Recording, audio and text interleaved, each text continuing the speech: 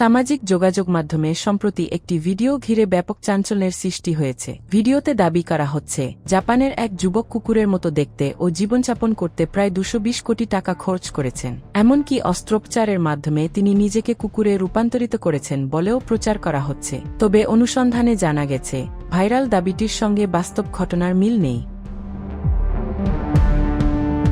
Viral পোস্টে ওই ব্যক্তির নাম জাসো এবং বয়স 26 বছর বলে দাবি করা হয়েছে। বলা হচ্ছে, কুকুরের মতো দেখতে হওয়ার জন্য তিনি একাধিক অস্ত্রোপচার করিয়েছেন এবং পরবর্তী সময়ে কুকুরের মতো আচরণ ও জীবনযাপন শুরু করেছেন। বিপুল অর্থ খরচের এই দাবি সামাজিক যোগাযোগ মাধ্যমে ব্যাপক আলোচনা ও কৌতূহলের জন্ম দিয়েছে। তবে এসব দাবির পক্ষে কোনো নির্ভরযোগ্য সরকারি বা চিকিৎসা সংক্রান্ত সূত্রের তথ্য পাওয়া যায়নি। বরং ভাইরাল ভিডিওটির সঙ্গে ছড়িয়ে পড়া তথ্যের সঙ্গে জাপানের একটি পুরনো ঘটনার মিল পাওয়া যায়। জানা গেছে, ওই ব্যক্তি কোনো অস্ত্রোপচারের মাধ্যমে কুকুরে পরিণত হননি। তিনি জাপানের বিশেষ প্রভাব ও বিনোদন সরঞ্জাম নির্মাতা প্রতিষ্ঠান জেপেটের তৈরি একটি অত্যন্ত বাস্তবসম্মত কুকুরের পোশাক ব্যবহার করেছেন। পোশাকটি বর্ডার কোলি জাতের কুকুরের আদলে বিশেষভাবে তৈরি করা হয়েছিল।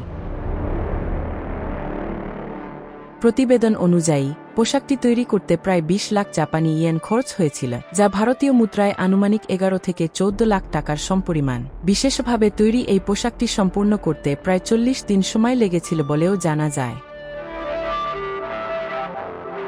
220 কোটি টাকা খরচ করে কোনো মানুষ কুকুরে রূপান্তরিত হওয়ার ঘটনা ঘটেনি। ভাইরাল ভিডিওতে বাস্তবসম্মত কুকুরের পোশাক পরা একজন মানুষকেই দেখা যাচ্ছে বলে সংশ্লিষ্ট তথ্য থেকে ধারণা পাওয়া যায়। সামাজিক যোগাযোগ মাধ্যমে এ নিয়ে মিশ্র প্রতিক্রিয়া দেখা গেছে। কেউ কেউ শুরু থেকেই দাবিটির সত্যতা নিয়ে প্রশ্ন তুলেছেন, আবার অনেকে এত অর্থ খরচের বিষয়টির সমালোচনা করেছেন।